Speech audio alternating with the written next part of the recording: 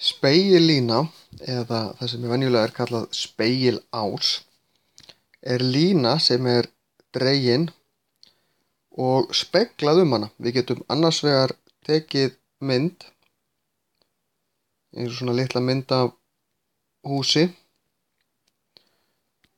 og hér erum við með einhverja spegillínu, hún á nú reyndar að vera bein, og ef við speglum þessu húsi línuna, þá færum við hvern punkt að línunni og jafnlangt yfir hana, beint yfir. Og hurðin sem var nær hérna megin, hún er áfram nær, af því að myndin speglast. Við getum líka hugsað okkur